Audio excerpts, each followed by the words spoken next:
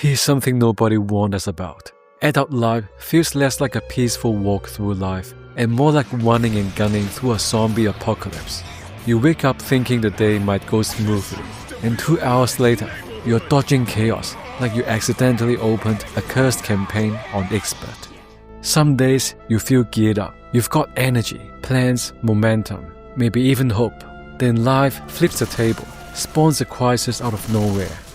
And if you've played Left 4 Dead 2, this all feels familiar. That game doesn't mimic horror, it mimics reality. You make a plan, life laughs, you adapt, panic, improvise, trip over yourself, yell for help, and somehow you keep going. But hidden under all the explosions and screaming, there's something surprisingly hopeful. The survivors don't keep going because things are easy. They keep going because they refuse to stop. They crack jokes when everything's burning. They pull each other up when someone collapses. They move forward even when they are limping, with 1 HP and nothing but stubbornness. That's what this video is about. Rules for life, learned straight from the 4 survivors in Left 4 Dead 2, who've seen enough chaos to fill 10 lifetimes. These rules hit hard in game, but they hit even harder out here in the world where the zombies are invisible and the tanks are just life problems. Be sure to subscribe to my channel for more practical life inspiration from games. Rule number 1. Stick together. In Left 4 Dead 2, wandering off alone is how you become a missing poster.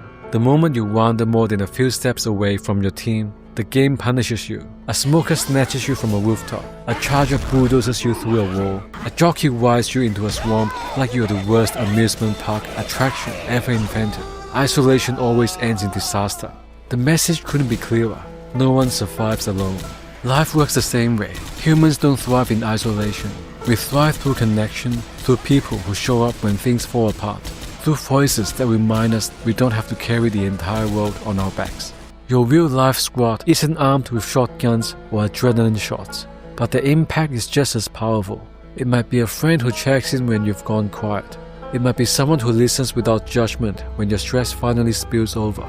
It might be a co-worker who helps you up when you are drowning in work. It might be a coach who reminds you that you matter, even on the days you can't believe in yourself. Strength doesn't mean building walls. Strength means letting people in. Strength means reaching out before you collapse. It means noticing when someone else is struggling and stepping toward them rather than away. Gamers understand this instinctively. Raids fail when everyone goes off doing their own thing. Co-op games collapse when communication breaks. Teams wipe when pride gets louder than cooperation. Life is no different. In Left 4 Dead 2, the team that survives isn't the one with the highest accuracy. It's the one that refuses to leave anyone behind. It's the squad that keeps saying, "I've got you," even when everything is going to hell. Stick together is not just a rule, it's a lifeline. Rule number 2. Conserve your ammo. Focus your energy like a headshot. If you've ever sprayed a full magazine into a crowd of zombies and felt like a hero for 3 seconds, you already know what happens next. A tank bursts through the wall like a concrete angry man, and suddenly you are clicking an empty gun, wondering where it all went wrong. You had ammo, you had power, you just spent it on things that didn't matter. Life works exactly the same way. Life works exactly the same way. We burn our mental and emotional energy on small, meaningless frustrations. We waste our focus on petty arguments and pointless online videos. We drain our motivation, worrying about things that don't change the outcome of anything. We exhaust ourselves trying to impress people who wouldn't notice if we vanished for a month. And when a real crisis shows up, something that truly demands strength, we are already empty. Left 4 Dead 2 teaches a crucial discipline. Shoot with purpose. Don't fire at every shadow. Don't unload your energy into situations and activities that aren't worth the bullet. Don't burn yourself out, fighting battles that don't matter in the long run. The survivors live because they choose their shots carefully. They conserve energy for the moments that count. They don't panic fire, they aim with intention. This principle translates perfectly into everyday life. You don't need to respond to every insult or irritation. You don't need to win every argument. You don't need to chase every distraction. You don't need to pour your heart into things that drain you. You don't need to let anxiety fire at every imagined threat. You only need to use your strength where it matters. Every day, ask yourself one simple question. Is this worth my ammo? If it isn't, let it go. If it is, focus with precision. When you conserve your energy for the meaningful battles, the ones tied to your growth, your peace, your purpose, your relationships. You stop feeling overwhelmed. You start feeling like life is an endless horde. You start feeling capable again because your energy isn't scattered everywhere. It's concentrated where it actually helps you move forward. Aim with intention. Spend your energy like it matters because it does. Rule number 3. When the horde hits, don't panic. Adapt. There's always that moment in a campaign when you press a button knowing full well it's a terrible idea. The alarm blares. The crescendo roars to life. The ground shakes. The horde screams from every direction. Your heart starts pounding even though you've been here 100 times. That moment is pure chaos distilled into a single sound cue. It's the exact moment many players crumble. They freeze, they panic shoot, they lose their rhythm. They spiral into frantic decisions that get everyone killed. But the survivors who make it, they shift into another mindset entirely. They stabilize their breathing. They reposition. They trust their instincts. They move with intention instead of emotion. They understand that chaos doesn't kill you, panic does. That truth applies perfectly in real life. When something blindsides you, bad news, a financial hit, heartbreak, rejection, unexpected pressure, your first instinct is to fall apart. But panic never fixes anything. It only makes the hit harder. Calm thinking, even if imperfect, is always stronger than emotional chaos. No playthrough in Left 4 Dead 2 ever goes according to plan. The moment you think you've got the route figured out, the game drops a tank on your head, sends a boomer into your face, or drops a witch right in the middle of a narrow hallway. Whenever the survivors get too comfortable, the game throws them a curveball just to keep things interesting. Rigidity becomes a death sentence in a world designed around unpredictability. The survivors survive because they adjust in real time. They demonstrate psychological flexibility, the art of recalibrating expectations the moment reality changes. Nick captures this perfectly. If anybody sees any hand sanitizer, let me know. You're kidding, right? Yeah, ha ha ha. A little bit more hand sanitizer and we wouldn't be in this mess. But he never stops moving. He adapts. He complains, sure. But he keeps going because he understands the mission isn't sticking to a plan. The mission is staying alive. In real life, you can plan everything down to the smallest detail. In life, we still find a way to rewrite the script. So when the horde hits in your real life, the goal isn't to cling to the perfect plan. The goal is to keep your head steady and adapt your tactics. Find your mental choke point. Focus on the next step instead of the whole horde. Move with intention instead of fear.